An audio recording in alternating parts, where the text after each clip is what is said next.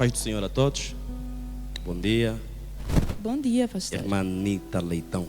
Obrigada, estamos Bem, aqui. pastor Salatiel Xing, casado, Verônica Xing, pai de 4 filhos, maravilhosos. Como já disse, a irmã já disse, né? Sou pastor da Igreja Mer, Centro de Geração da Luz. Só não sei se posso falar a idade. Não, está à vontade. Sempre mas foi não uma posso. curiosidade minha também para saber, né? Não posso E falar porque estamos mesmo aqui a nível da Conferência de Pastores e Líderes, né? E certamente há muitos jovens líderes, aspirantes, e acaba por ser também uma inspiração para eles. Ok, sim. Casado há 14 anos. Sou de 88. Estou agora com 35 anos. Sou muito jovem. Com certeza, muito Tenho muita jovem. estrada. Agora sim, de forma resumida, né? Conte sobre a sua carreira ministerial. Como é que começou? Que idade tinha na altura?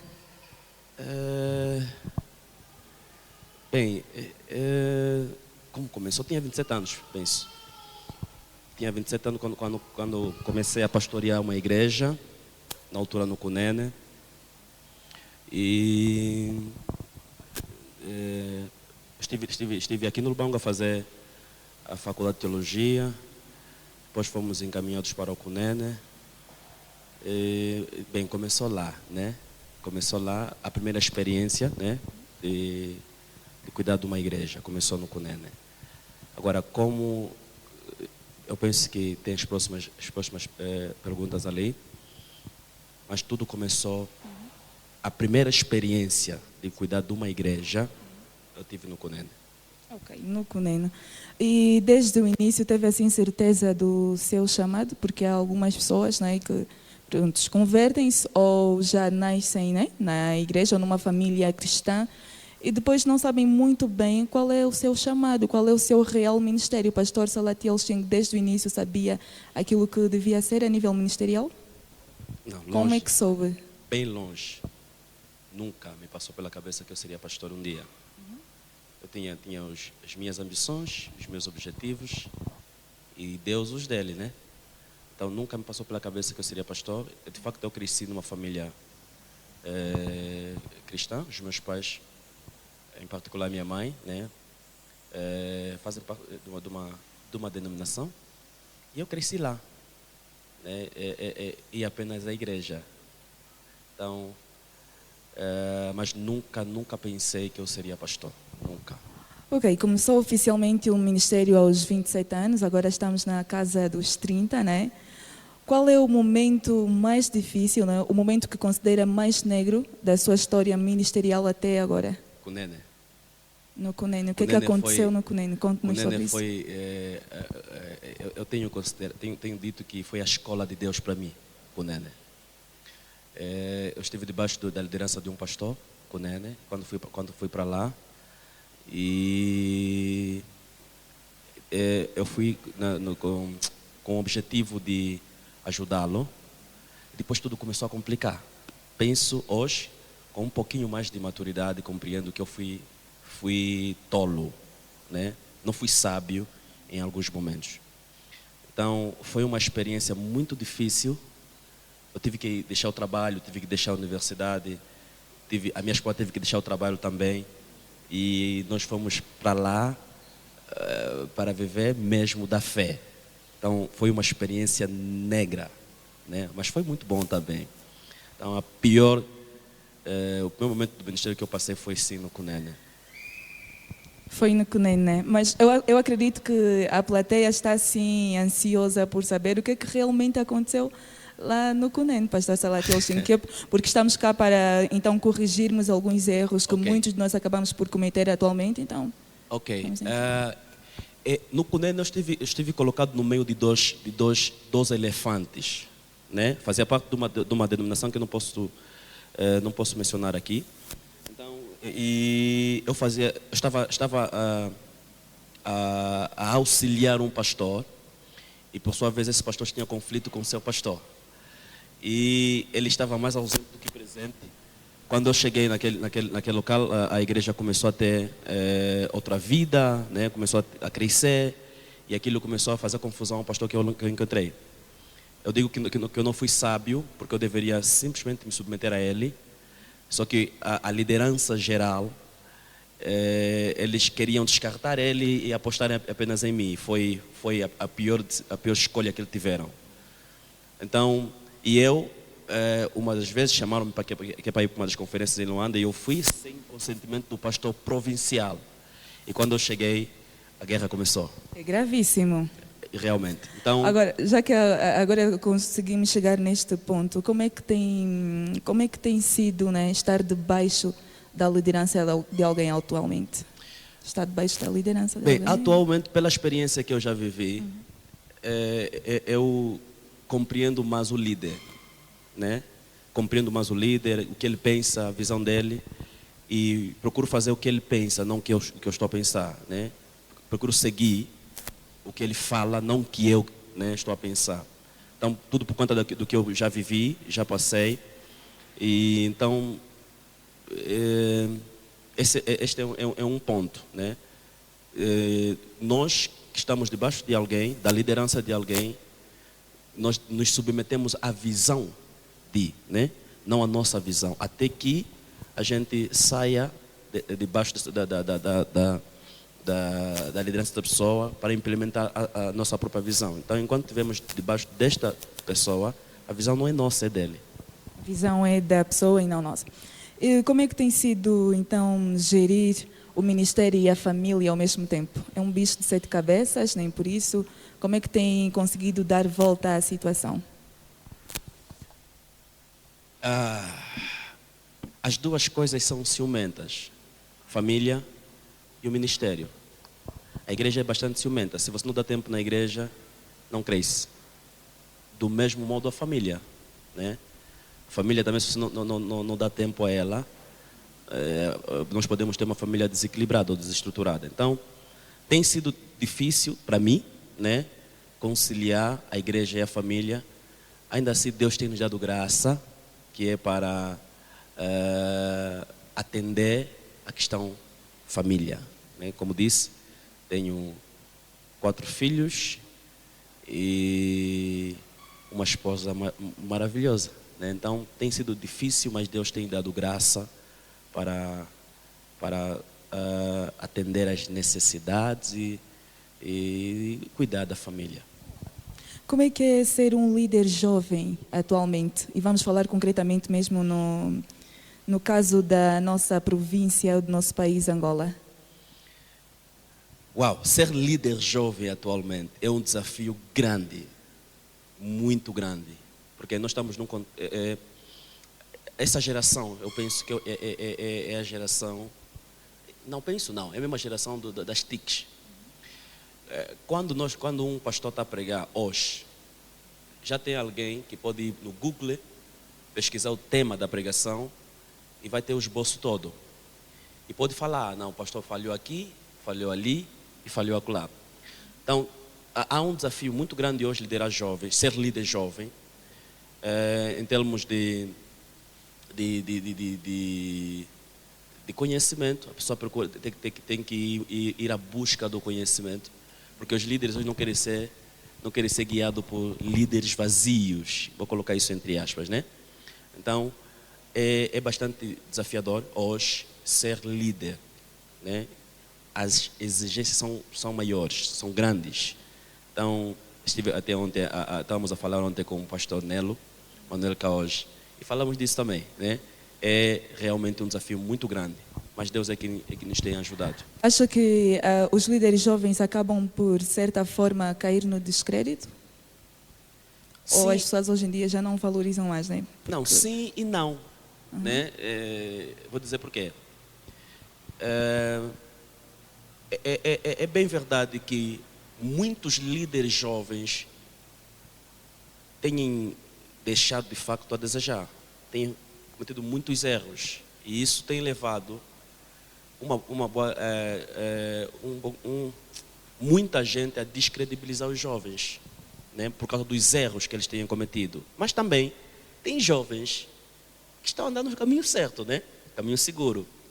Agora, porque na maioria dos jovens falham, os mais velhos, e até mesmo alguns jovens também que que têm vindo a ser liderados pelos jovens têm sido um bocadinho céticos agora a seguir jovens, por causa dos erros, por causa das falhas. Então, dizer que acreditar agora aos jovens, sim, há uma boa franja de pessoas que já não acreditam nos jovens, né, por causa dos erros sucessivos que têm vindo a cometer, mas ainda há um remanescente. Né? Erros sucessivos e nós queremos mesmo colmatá-los. Quando fala em erros, que tipo de erros? Que tipo de erro? Um dos erros dos jovens é não ouvir. Nós jovens temos muita velocidade. Eu aprendi com meu pai, né? Meu pai, o homem que me tem acompanhado no ministério. Certa vez ele disse que ele trouxe a analogia do que ocorreu na ressurreição de Cristo. Quando a informação chegou aos discípulos, alguns discípulos saíram ao encontro, né? Foram até ao túmulo de Jesus. A primeira pessoa que chegou lá foi o João. Mas eles saíram dois, saiu João e Pedro. Com certeza eles começaram a correr os dois, só que João, que era mais jovem, chegou primeiro. Mas antes de João entrar no túmulo, João não entrou, João ficou só na porta do túmulo à espera de Pedro. Pedro é quem entrou, né? Então, são essa experiência que ele vai dar. Ele também deu o exemplo do que os camponeses usam. Eles usam sempre um boi velho e um novo. Isso por quê? O boi jovem tem muita força, quer puxar rápido a charrua, né? É charrua mesmo. É charrua. Acaba por estragar a plantação, rápido. Né? E o boi velho, ele tem que calmar o boi jovem, porque se ele puxar rápido, não vai conseguir virar bem a terra, né? Então essas duas forças fazem bem. Nós jovens temos essa força, e se nós não ouvirmos os mais velhos, vamos cometer muitos erros, porque muitos mais velhos que hoje falam, é fruto dos erros que cometeram. Então não querem que nós cometamos os mesmos erros. Então uma das falhas dos jovens tem sido essa: não ouvir. Ok? O que eu pensei tem que ser feito. Não quero, isso aqui é o vosso tempo, nosso tempo é este. Está ultrapassado. Exato. Então nós precisamos ouvir muito mais. Ok. De que forma é que tem lidado então com os desafios, não é, e conflitos que acontecem dentro da sua igreja? Tem havido desafios, não é? Conflitos. Orando dentro da igreja. E incomodar os mais velhos. Eu sou chato mesmo. Orar e incomodar os mais velhos. Aqueles que já têm mais experiência. Aqueles que têm mais experiência, né? Porque acabamos por descartar um bocadinho, né? Como é que eles conseguiram resolver os seus problemas? Né? Se eles estão... A mais velhos estão há 20 anos, 30 anos no ministério. Mas estão lá. Né? Então como é que eles conseguiram ultrapassar os problemas que eles viveram no ministério? Tenho que ir lá sentar com essas pessoas e também orar a Deus. Então tem sido essa maneira que eu tenho usado. Não é partilhar no Facebook. Não há outro segredo, né? Não há outro segredo. Qual é a sua opinião relativamente à paternidade espiritual? É um tema muito debatido nos nossos dias. Discutido, mal interpretado? Realmente, tudo tem os seus excessos. Né? Tudo tem... Há os extremistas também. A paternidade espiritual é uma situação... É bíblico, está na Bíblia. O apóstolo Paulo fala para Timóteo. Né? E o apóstolo considerava Timóteo como filho, e não só Timóteo. E ele também fala: olha, você pode ter muitos tutores, mas você não tem muitos pais. Eu sou o vosso pai, eu vos gerei em Cristo. Então, a paternidade espiritual é um tema que, penso eu, que os líderes mais velhos em Angola deveriam abordar com muito mais seriedade.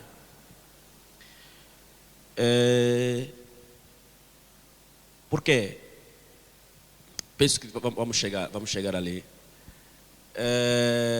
Quando falamos sobre pai, né? Nós em Angola temos pais na fé. Não temos necessidade de ir para outros pontos e ir à busca de paternidade. Acho que vamos chegar ali. Angola temos pai. Qual é o problema? É que ensinou-se pouco sobre paternidade espiritual. Então muitos têm como mentor pessoas que nunca conheceram, porque entrou no YouTube, viu no Facebook, Enfim, então acompanhe essas pessoas na pregação, prega conforme ele prega, né? Tudo isso. Então, os nossos pais aqui têm que ensinar sobre o que é paternidade, qual é a importância da paternidade, né? Têm que ensinar sobre isso. Também quais são os ganhos, quais são as vantagens, quais são as desvantagens. Então, tem que ensinar sobre isso. Então, paternidade é um assunto muito importante e que o jovem tem que ter pai. Eu tenho dito sempre assim, o filho, eu não sou bonito, o meu pai é que é, porque eu sou parecido com o meu pai. O meu filho não é bonito, né? Então, tudo que o filho é, ele viu no pai. Agora, se você não tem pai, vai fazer o quê? Se você não vê ninguém a fazer tal coisa. Então tem que ter pai para você ver como é que ele faz. Porque tem momentos que nós, há pastores, eu posso lutar com alguém que está endemoniado, lutar 2, 4, 5 dias em oração. Mas quando alguém chega, só chegou lá, isso aqui, esse problema é isso aqui. Resolveu o problema na hora. Ok? Não é muita oração, mas resolveu o problema na hora. Então nós temos que ver os nossos pais trabalhando. Uma vez, uma frase do Michael Jackson. Ele diz assim: os discípulos aprendem vendo os seus mestres trabalhando. Ok? Não é falar. Eles vão aprender vendo os mestres a trabalhar. Então, o pai é importante. Dali a necessidade de estar-se próximo do pai espiritual, né? Porque atualmente o que nós vemos é que muita gente acaba mesmo por buscar paternidade lá fora, né? Pessoas que estão na Nigéria, Estados Unidos, enfim. Qual é a sua opinião relativamente a isso? Já cá disse, não existem maus pais espirituais em Angola, né? Não existem pais espirituais cá em Angola, pais na fé cá em Angola, mas que as pessoas acabam sempre por buscar lá fora. Falta de ensino e mais alguma coisa? Bem, eu disse que são os temas. Alguns vão discordar comigo, mas não é certo você ser acompanhado. Não, você se achar que está a ser acompanhado por alguém que não te conhece. Nunca te viu. Você fala que aquele é meu pai. Ok? Só porque você viu no YouTube. Se ele viu que esse aqui prega bem, não, esse tem que ser meu pai. E depois você vai não sei aonde, vai para o Zimbábue, vai para não sei aonde, tu vai buscar paternidade. Não te conhece. Então, isso não é certo. Porque a pessoa que vai te orientar precisa te conhecer. Precisa conhecer onde você está. E tem outra particularidade. Muita gente vai buscar apenas de paternidade também por causa do dinheiro. Esse aqui, como ele tem muito dinheiro, se ser o meu pai, vai me ajudar no ministério. Esta é nova. Entendeu? Depois, muitas vezes, acaba por decepcionar, se calhar, Exato. né? Exato. Então, pai. O pai deve conhecer o filho. E o filho deve conhecer o pai. É assim. Não tem outra explicação. Nós conhecemos literalmente falando, nós conhecemos nossos pais. Né? Tem dito assim: pai não é quem gera, né? Pai é quem cuida. Sim. Ok? Certo. Por que isso? Ok? Alguém que só trouxe a pessoa ao mundo e desapareceu. Né? Aquela pessoa que cuidou, o filho vai ganhar os tratos daquela pessoa que cuidou, em termos de educação. É pai dele. Você não me conhece? Eu sou teu pai. Não está certo isso. Ok? Então vai para a Nigéria, depois pegar uma fotografia do profeta não sei o quê. Quando ver que já não dá mais, muda. São esses problemas que têm ocorrido. Quais são os principais desafios que os líderes religiosos enfrentam atualmente? Os principais desafios, na sua opinião? Os principais desafios que os líderes religiosos enfrentam atualmente? Os principais desafios que os líderes religiosos enfrentam atualmente. Eu já disse aqui sobre as TICs. A internet é uma bênção. A internet é uma espada de 2 gumes. É como espada de 2 gumes, né? A internet é como televisão. A televisão, ela é boa se nós sabemos usar. Ela pode ser uma arma, uma bomba, se nós não saber usar. Do mesmo modo, a internet. Então, Hoje nós temos a internet, temos os jovens da igreja a usarem excessivamente a internet. Temos essas pessoas da igreja que têm pastores na internet. Ok? Têm pastor na internet. Deixam de vir para a igreja. Não, eu já vou assistir o culto aqui, na internet. Está entendendo? Ela é boa. Vamos supor, tem pessoas que nesse momento nos estão a acompanhar a partir da internet, porque está em impossibilidade de aparecer, de estar aqui, presencialmente falando. Não está? Está sendo uma bênção para essa pessoa. Mas os cultos presenciais têm muita vantagem. Eu gosto de dar exemplo do fogareiro, né? O carvão, quando está aceso. Se você pegar uma brasa acesa, no meio de outras brasas, pegar aquela brasa e separá-la, por mais acesa que ela tiver, o que vai acontecer ela lá sozinha? Vai apagar. Então, quando nós estamos separados dos irmãos, da igreja, por mais fé que você tiver, você vai perder a fé. Por mais do reteté que você for, você vai perder a fé. Então, esse é um desafio que nós temos que ensinar à igreja como os membros devem usar a internet. Ok? Como devem usar a internet. O outro desafio também, eu vou voltar sobre o que eu disse. Liderar hoje não é como liderar, quer dizer, é diferente da liderança de 10, 15 anos atrás. Os líderes, os pastores de 15 anos atrás, eles poderiam ensinar uma coisa sem ter o contraditório. Hoje nós temos na igreja pessoa que tem coragem de dizer, não, o pastor está errado aqui. Não, o pastor aqui, o pastor errou. Tudo por quê? Porque eles estão a ler muito. Ok? O pastor não sabe nada sobre Jesus, o pastor não sabe nada. O pastor, a única coisa que ele lê é a Bíblia. Não estou falando que seja errado, né? Eles estão a ler muito. Também é um desafio do líder. Nós também temos que ler, buscar por mais informações, exato, para não ter de ficar ultrapassado. Agora, pastor Salatiel Xing é também o supervisor, né, para a conferência de pastores e líderes. Como é que tem sido esta organização, agora que estamos na segunda edição? Como é que foi a primeira e o que é que está a achar desta segunda, apesar de estarmos no início? Eu dizia isso na rádio, de que, pelo menos para mim, a primeira edição foi uma grande bênção. E a igreja que eu tenho pastoreado, pelo menos está a sentir isso, né? Está a viver isso. A conferência de líderes e pastores, aqui na nossa província, em particular no nosso município, ela veio, de facto, para ajudar os líderes. Nós temos visto as conferências que têm ocorrido noutros pontos, né? Em particular Luanda. Temos também acompanhado que muitos líderes têm se deslocado para outros países, não é? Tudo isso em busca de conhecimento. Nessas conferências, em vez de você gastar a passagem, já temos aqui tudo que se trata lá na Nigéria, tudo que falam lá em Venduque, na África do Sul, está a se tratar aqui, até se calhar com muito mais profundidade. Então, para mim, de facto, está a ser uma benção, está a ser muito bom participar desta conferência.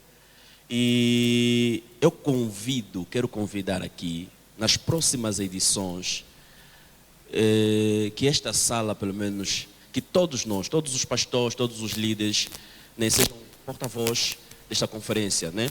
Nós não precisamos apenas ser os únicos beneficiários desta conferência. Nós temos que trazer muito mais pessoas, muito mais líderes, muito mais pastores, para também, de facto, serem abençoados e impactados com esta conferência de líderes e pastores.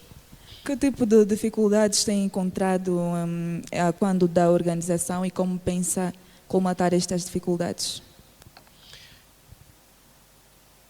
Como todo trabalho tem os seus desafios. Eu posso me considerar o pioneiro da Conferência dos Pastores. Pioneiro por quê? Porque Epá, sou o primeiro a participar desta organização, né? Sou o primeiro. Então, daqui a 20 anos, a pessoa que vai estar em frente da conferência dos pastores, eu vou estar lá sempre. Meu nome vai estar aí. Pastor Salatiel foi o pioneiro. Mas, como pioneiro, as dificuldades são maiores, né? Nós temos que levar a visão.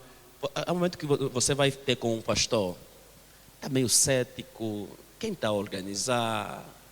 Não adianta estar ali.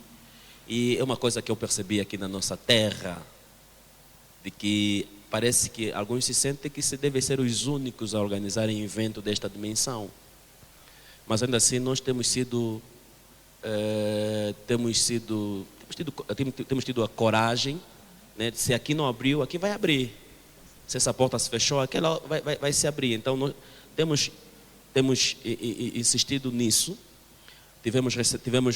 Fomos no Clengues, Matala, e a ideia era de chegarmos também em Chicomba. Foram em sítios que alguns pastores não abriram as portas, que é para ouvirem da visão. Na Matala, pelo menos alguns pastores disseram: não, pastor, essa conferência tem que vir para cá. Nós vamos trabalhar para agregarmos um bom número de pastores, mas tem que vir aqui a conferência.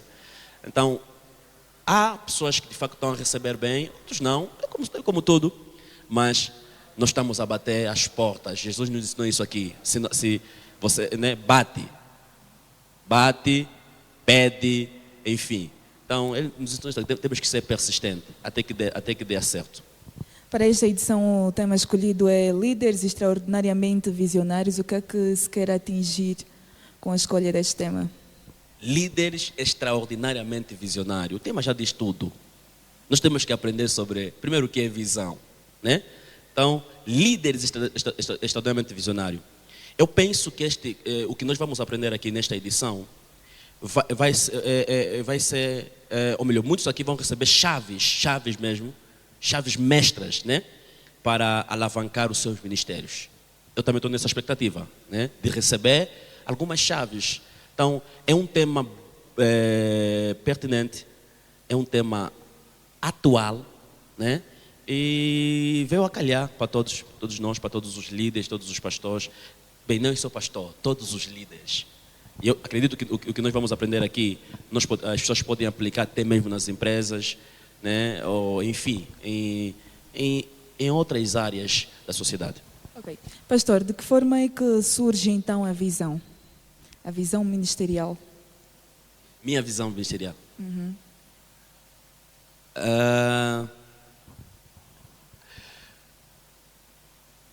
Como é que Deus me chamou? Bem, eu vou dizer assim, de maneira resumida. Eu estive num culto e Deus estava a falar comigo assim: se você fosse um pastor sem carro, sem casa própria, sem muito dinheiro no banco, você me serviria? Foi numa fase que eu estava a trabalhar, tinha muitos sonhos, tinha muita... E eu pensei que ele estava a ver de mim. Não, ignorei. E aquela voz foi ardente. Falou outra vez. Eu disse: não, se o Senhor que está a falar, confirma com o teu servo. Alguém estava a pregar na altura. E aquela pessoa que estava a pregar confirmou literalmente o que Deus está a falar para mim. E eu disse: sim, Senhor, eu te serviria. E 2 anos depois foi quando ele manda no Cunene. O Senhor manda no Cunene. Depois ocorreu muita coisa, né? Quando eu regressei, depois eu voltei a trabalhar e por pouco não queria saber nada da igreja, por conta do que eu vivi. Voltei a trabalhar e começamos a obra, enfim. E comecei a construir rápido a minha casa. Numa velocidade, então. Exato, comecei a construir rápido. Só que depois de terminar a casa caiu de nada. Mistério. A casa caiu do nada. Eu fiquei chateado com os pedreiros e com Deus. Quando fui para orar, Deus me fez lembrar o que ele havia me dito: se você fosse um pastor sem casa própria, sem muito dinheiro, sem carro próprio, você me serviria? Estava em fase e a resposta que eu disse é sim. Agora está construindo por quê? Então foi quando eu peguei o terreno, doei para a igreja. Então, foi lá que eu tive essa experiência, que Deus me chamou de facto para pastorear o seu povo. Vivemos de facto algumas experiências no Cunene e aqui também. Quando cheguei à igreja, depois algumas pessoas saíram da igreja Foi um momento difícil no ministério, mas foi assim que eu tive a visão de pastorear o rebanho de Deus. Um líder sem visão pode ser chamado de líder? Na minha opinião, sim. Pode ser chamado de um líder sem visão mesmo. Líder sem visão. Não é? Porque é impossível, não é? Sim. Não Pode é? mesmo ser chamado de um líder sem visão. Bons líderes devem ser sempre visão? A visão acaba por guiar, de certa forma, os líderes? Sim. Todo líder é guiado pela sua visão. Todo líder é guiado pela sua visão. Né? O Abacuque falou isso, que deve escrever bem a sua vida, a sua visão. Tem que estar nítida, tem que estar clara. Ok? Não pode ser fusca. Então, as pessoas que nos seguem devem saber onde nós estamos a lhes levar. Né? O líder não pode ter confusão, não pode ser confuso. Hoje está a fazer isso, amanhã já pensa, não, isso não, vou fazer aquilo. Não, você vai confundir as pessoas. Líder, nós temos que ser claros, né, ao transmitirmos o que nós queremos fazer. Né? Então, líder tem que ter visão mesmo. Ok? Tem que ter visão. E líderes sem visão acabam sempre pensando que os líderes com visão são feiticeiros. Entendeu? Ok? Líderes sem visão vão sempre pensar que os que têm visão são feiticeiros ou então passou por cima de alguém, ok? Porque a visão é uma fotografia do teu futuro, do nosso futuro. Você foi lá no futuro, falou isso o reverendo Ivo. Você foi para o futuro, visualizaste o teu futuro, né? Tiraste a fotografia e trazeste para o presente. É isso que eu quero fazer, é isso que eu quero ser. Então, é a visão que vai nos levar para lugares grandes. Agora, apesar de termos uma... Aliás, né, vamos lá falar sobre... Já que mencionou mesmo aqui que quando um líder tem visão, né, geralmente vai ter oposição. Né? Nesse caso? Sim. É isso? Sim. Quais são esses inimigos da visão, para além de humanos, para além de pessoas que vão chamá-lo de feiticeiro? O primeiro inimigo da visão é o medo. É o primeiro inimigo da visão. Se nós olharmos... porque pessoas corajosas, irmanita, ou melhor, a coragem não é a ausência do medo. Pessoas corajosas fazem coisas mesmo tendo medo. Ele está com medo, mas está a fazer. Então, o medo é que faz com que muitas pessoas com visão deixam de fazer certas coisas. Deixa-me dizer aqui apenas para os pastores. Momentos há que nós elaboramos algum projeto, algum plano, olhando para a tesouraria da igreja. Não, isso não será possível a gente fazer. Não vamos conseguir. Momentos há que nós estamos a fazer alguma coisa, nós estamos a olhar para o nosso bolso. Eu penso que é o Miles Moro. O Miles Moro disse o seguinte: não faça nenhum plano olhando para o teu bolso. Faça plano olhando para o bolso de Deus. Né? Olhe sempre para o bolso de Deus. A pergunta é: o bolso de Deus fica vazio? Não fica vazio, né? Então, líder tem que ser destemido. Tem medo, mas eu vou conseguir. Está difícil, mas eu vou conseguir. O medo é um dos inimigos da visão. Ok? E temos os Sambalaques e Tobia. As pessoas sempre vão falar. Se eu fizer alguma coisa, vão falar. Se eu deixar de fazer, também vão falar. As pessoas sempre vão falar. Mas eu tenho que ter primeiro a certeza de que o que eu estou a fazer é o certo. É isso que eu quero. Então, não olhar. Atenção. E também um inimigo da visão é a aprovação. Nós queremos receber a aprovação das pessoas. Queremos que as pessoas nos aprovem porque estamos a fazer. Mas não também uma vez que eu também estou a me esforçar? Não. Isso é inimigo da visão. As pessoas só vão nos aprovar quando o que você estiver a fazer começar a gerar frutos. Enquanto isso, você é a única pessoa que acredita na tua visão. Ok, vamos assim, Pastor Salatiel, deixar assim algumas palavras, né, para os líderes que se encontram cá nessa sala. Já palavras finais mesmo para encerrarmos esta entrevista. Ok. Eu não sei se estaria à altura mas como estou aqui, obrigado. Muito obrigado. Eu sei que aqui tem muitas pessoas que deveriam estar aqui, né? Então, vou aproveitar esse momento. A liderança, tema liderança, os desafios da liderança, isso vai ocorrer na igreja, na sociedade, isso vai ocorrer em todas as franjas, em todos os lugares. Há sempre desafios. Quero falar para os líderes, se nós não tivermos desafios, não vale a pena viver. Uma pessoa que vive sem desafios, que vive sem problema, não vale a pena viver. Se você tens algum desafio, não, a tua vida tem sentido. Então, todos os dias que você tiver algum problema, algum desafio, dá sentido à vida. Esse é um ponto. Outro ponto, outro conselho também, nós líderes temos que evitar muito a murmuração. Eu peguei uma frase que eu carrego comigo atualmente. Se você me ligar atualmente, eu vou te falar duas coisas. Pastor, como é que estás? Eu só falo assim, Deus está a ajudar. A outra frase, estou cada vez melhor. Posso ter problema, posso estar doente, né? Mas são as frases que eu uso. Desde que eu comecei a usar essa frase, eu percebi que eu estou a afastar certas coisas da minha vida. Eu não preciso, irmanita, não preciso, quando estou contigo, como é que você está? Ontem mesmo ainda não comi mais. Não preciso fazer isso. Ok? Não preciso fazer isso. Então, vamos deixar de murmurar, de nos lamentar e tudo mais. É importante que a gente tenha esse espírito, né, de pessoas positivas, né? Eu estou cada vez melhor. Tem problema, é o que aconteceu com aquela mulher que o filho estava morto, né? O filho estava morto, ela foi ao encontro do profeta.